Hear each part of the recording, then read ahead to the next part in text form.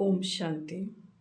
29/12/2022। बाबा कहते, मीठे बच्चे, कोई कितना भी गुणवान हो, मीठा हो, धनवान हो, तुम्हें उसकी तरफ आकर्षित नहीं होना है। जिस्म को याद नहीं करना है।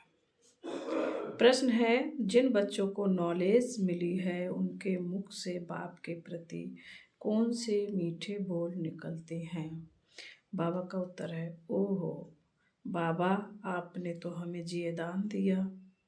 मीठे बाबा, आपने हमें सृष्टि के आदि मदंत की नॉलेज देकर सर्व दुखों से छुड़ा दिया, तो अपनी तो कितनी शुक्रिया निकालनी चाहिए। फिर दूसरा प्रश्न है, बाबन का अंत के समय बाप के सिवाय किसी में भी रग ना जाए, उसके लिए क्या करना है? बाबा का उत्तर है, बाबा कहें, बच्चे, कोई भी चीज़ लोभ के बस अपने पास एक्स्ट्रा नहीं रखनी है। एक्स्ट्रा रखेंगे तो उसमें रग जाएगी, बाप की याद भूल जाएगी। गीत है, धीरज धर मनवा, सुख के दिन आए कि आए। ओम शांति। बच्चों को धीरज कौन दे रहा है? बच्चों की बुद्धि झट बेहद के बाप के तरफ चली जाती है, सो भी सिर्फ इस समय ही तुम बच्चों की बुद्धि जाती है। यूँ तो बेहद बाप की तरफ बहुतों की बुद्धि जाती है, परंतु उन्हों को ये मालूम ही नहीं कि यह संगम है। बाबा आया हुआ है, सबको एक ही बार पता तो नहीं पड़ सकता। बच्चे बाप का बने तो मालूम पड़े। अब तुम बच्चों ने बाप को जाना है। जानते हो बाबा आया हुआ है, बेहद का वर्षा दे रहे हैं। जो 5000 वर्ष पहले तुमको दिया था, वह आते ही हैं बच्चों को बेहद का वर्षा देने। वह बेहद का बाप होते हुए फिर पढ़ाते हैं। वह बेहद का बाप होते हुए भी फिर पढ़ाते हैं। भगवान यानी बाप, फिर भगवान वाच अर्थात पढ़ाते हैं। पढ़ाते क्या हैं वह भी तुम बच्चे समझते हो। बाप, हम बाप के सम्मुख बैठे हैं। बाबा कोई शास्त्र तो पढ़ा हुआ नहीं है, यह दादा पढ़ा हुआ है। उनको कहा ही जाता है ज्ञान का सागर, अलमाइटी ऑथोरिटी। खुद भी कहते हैं, मैं सभी वेदों शास्त्रों आदि को अच्छी रीति जानता हूँ। यह सब भक्ति मार्ग की सामग्री है, यह मेरे रचे हुए नहीं है। पूछा जाता है, यह शास्त्र कब से पढ़ते आए हो? तो कहते हैं, यह परंपरा से चला आता है। बाप कहते हैं, मेरे को तो कोई पढ़ाने वाला नहीं है, ना मेरा कोई बाप है, और सब गर्भ में प्रवेश करते हैं, माता की परवरिश लेते हैं, तो मैं तो गर्भ में आता ही नहीं हूँ। जो माता की परवरिश लूँ, मनुष्य की आत्मा गर्भ में जाती है। सतयुग के लक्ष्मी नारायण ने भी तो गर्भ से जन्म लिया है, तो वह भी मनुष्य ठहरे। मैं तो इस शरीर में आकर प्रवेश करता हूँ। ड्रामा प्लान अनुसार कल्प पहले मुआफी, यह अक्षर और कोई जानते नहीं। कल्प की आयु का ही किसी को पता नहीं है। बाप ही बैठ समझाते हैं, मैं तुम्हारा बाप भी हूँ, शिक्षक भी हूँ, सतगुरु भी हूँ। तुम जानते हो, यह बाबा मिल्कियत देने वाला है। बाबा स्वर्ग की बादशाही देने आया, नर्क की राजाई थोड़ी ही देंगे। यह बुद्धि में रहना चाहिए कि बेहद का बाप हमको राजयोग सिखला रहे हैं। बाप स्वर्ग की स्थापना करने वाला है। कहते हैं, मेरी मत पर चलो, मैं तुमको स्वर्ग का मालिक बनाता हूँ। फिर द्वापर से तुम रावण की मत पर चलते हो। सतयुग में तो कोई मनुष्य की मत गति सदगति के लिए मिलती नहीं, न दरकरार है। कलयुग में सब गति सदगति के लिए मत मांगते हैं। जानते हैं हम कोई समय स्वर्ग में थे, पावन थे, तब तो पुकारते हैं, हे पतित पावन, हे सदगति दाता, हमको सदगति दो। सतयुग में यह रड़ी नहीं मारी जाती है। अब तुम जानते हो, बाबा आया हुआ है, बहुत सरलता से राजयोग और सहज ज्ञान की मत देते हैं। उनकी श्रीमत है, ऊंचे ते ऊंचा है भगवान, उनसे ऊंचा कोई है नहीं। और वह हमारा रूहानी बाप है। रूहानी फादर होने के कारण वह रूहों को ही ज्ञान देते हैं। जिस्मानी फादर होने से बच्चे जिस्मानी नौजे उठाते हैं। इसलिए बाप कहते हैं, आत्माभिमानी बनो और बाप को याद करो। कोई भी जिस्मानी याद नहीं रहनी चाहिए। तुम आत्मा हो। मनुष्य भल कितना भी अच्छा हो, धनवान हो, मीठा हो, तो भी देहधारी को याद नहीं करना। एक परमपिता परमात्मा को ही याद करना है। कोई साहूकार का बच्चा होगा तो बाप को ही याद करेगा। गांधी को व शास्त्री आदि को थोड़े ही याद करेगा। सबसे जास्ती याद परमपिता परमात्मा को करते हैं। फिर कोई लक्ष्मी नारायण को, कोई राधे कृष्ण को भी करते हैं। समझते हैं यह होकर गए हैं। उन्हों की हिस्ट्री ज्योग्राफी भी है। ऊंचे ते ऊंचा है बाप, वह फिर आएगा जरूर। वर्ल्ड की हिस्ट्री ज्योग्राफी रिपीट होगी। कलयुग के बाद फिर सतयुग आएगा, परंतु यह सिवाय तुम बच्चों के और किसी को मालूम नहीं है। सिर्फ कहने मात्र कहते हैं। History geography repeat. समझाते कुछ भी नहीं। पहले तुम भी ऐसे थे, समझते थे बरोबर लक्ष्मी नारायण का राज्य था, परंतु कितना समय चला, क्या हुआ, फिर वह कहाँ चले गए, कुछ भी पता नहीं था। अभी भी नंबरवार अच्छी रीति धारण कर श्रीमत पर चलते हो, यह भी ठीक है। मनसा वाचा कर्मणा मदद देते हैं। ज्ञान और योग की मदद से बहुतों का कल्याण करेंगे। तुम शक्ति सेना डबल अहिंसक हो। तुम्हारे में कोई भी हिंसा नहीं है। तुम किसी को भी दुख नहीं देते हो। हिंसा अर्थात दुख देना, घूसा मारना, तलवार चलाना व काम कटारी चलाना, यह सब दुख देना है। तुम कोई भी प्रकार का दुख नहीं देते हो, इसलिए अहिंसक परमो धर्म कहा जाता है। मनुष्य तो सब हिंसा करते हैं, है ही रावण राज। मनुष्यों ने तो श्री कृष्ण के चरित्रों में भी हिंसा दिखा दी है। तुम बच्चे जानते हो, श्री कृष्ण तो राजकुमार था। उनके पास चित्र व जीवन कहानी की बात नहीं, चरित्र है ही ईश्वर के। वही रत्नागर, सौदागर, ज्ञान का सागर, जादूगर है। अरे निराकार परमात्मा फिर सौदागर कैसे करेगा? सौदा कैसे करेगा? सौदागर तो मनुष्य होगा ना। इन सब बातों को तुम जानते हो तो कैसे सौदागर और रत्नागर है? बाप कैसे सौदागर है, कैसे रत्नागर है, यह सब तुम बातों को जानते। उनको सब क्यों याद करते हैं? हे पतित पावन, सर्व के सद्गति दाता, दुख हरता सुख करता, महिमा भी एक की है।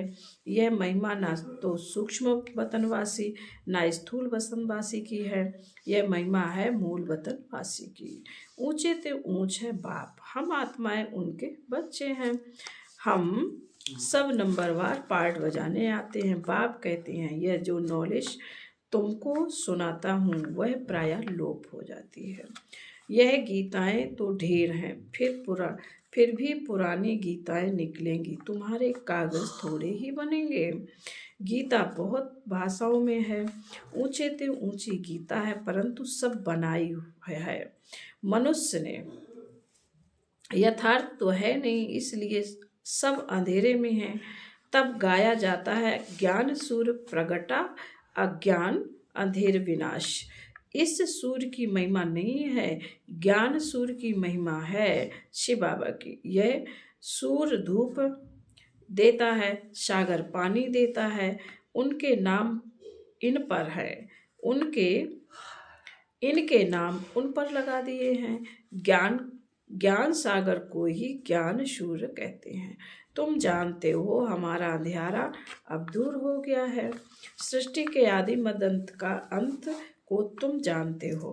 जब रचयिता के पार्ट को जानते हो तो औरों के पार्ट को भी जरूर जानते होगे। तुमको नॉलेज मिल रही है। तुम जानते हो यह बाबा बहुत प्यारा है।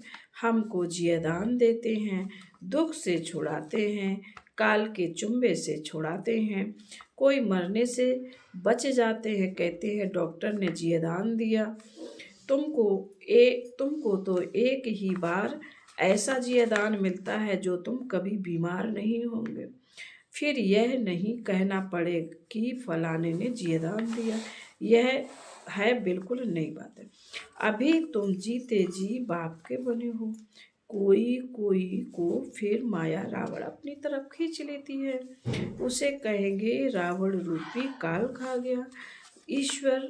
ईश्वरीय गोद में आकर फिर बदलकर आसुरी गोद में चले जाते हैं। काल ने नहीं खाया, परंतु जीते जी ईश्वर के बने। फिर जीते जी रावण के बन पड़ते। यहाँ धर्मात्मा बने, फिर वहाँ जाकर अधर्मी बन जाते हैं। यहाँ संगम पर धर्म का राज्य है, वहाँ अधर्म का राज्य है।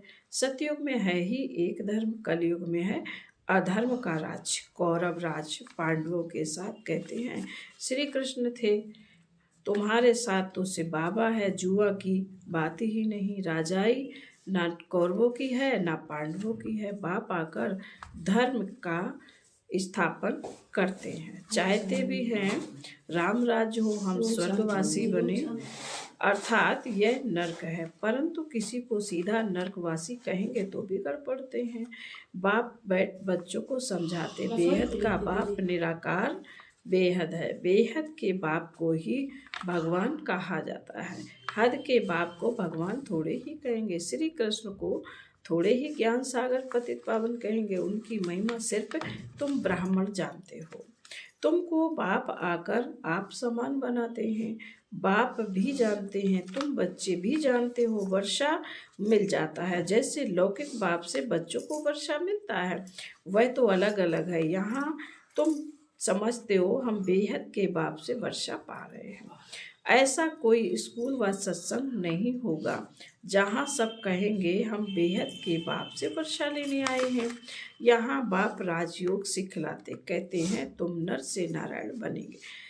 सो जरूर संगम युग अर्थात कलयुग अंत और सतयुग आदि का संगम होगा, तब तो तुम पुरुषार्थ कर नर से नारायण बनेंगे।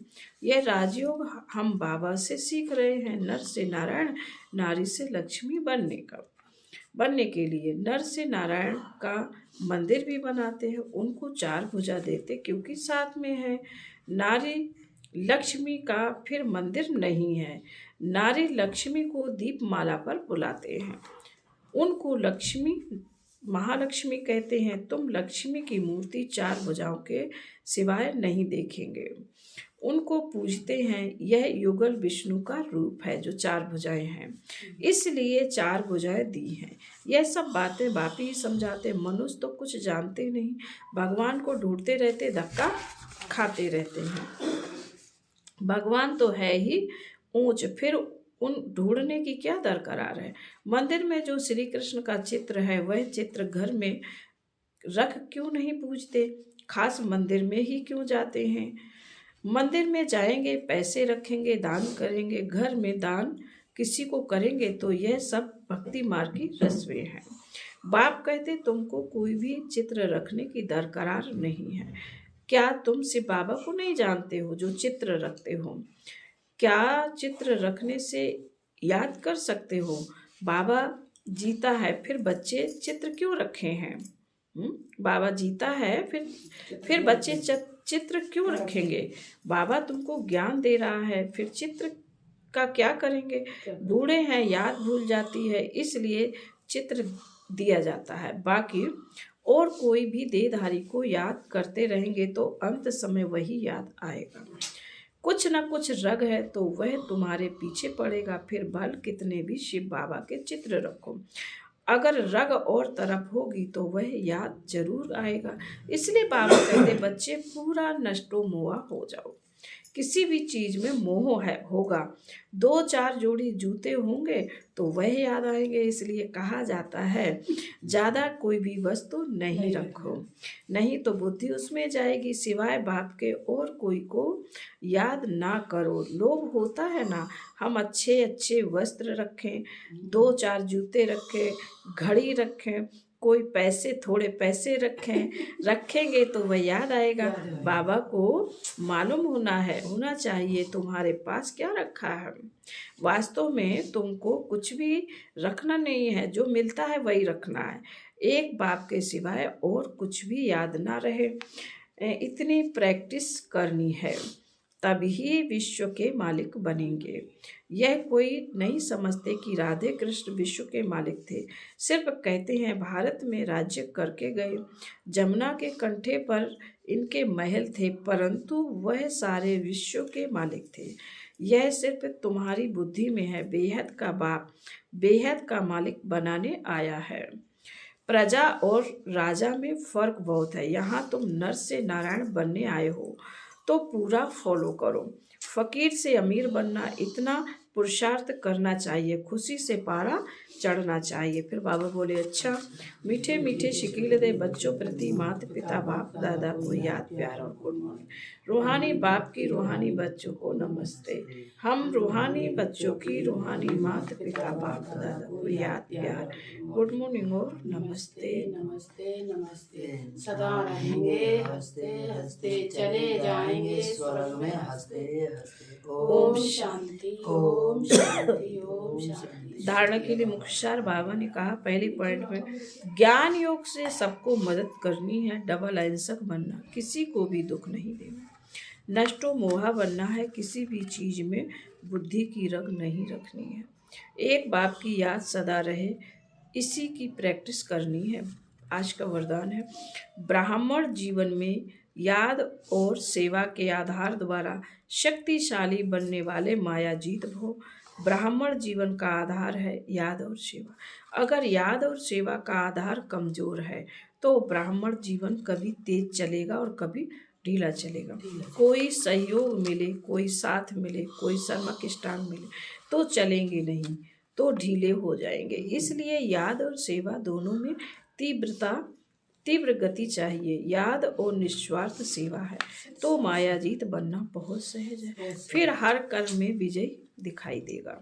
स्लोगन है, विघ्न विनाशक वही बनता है जो सर्व शक्तियों से संपन्न है। ओम शांति।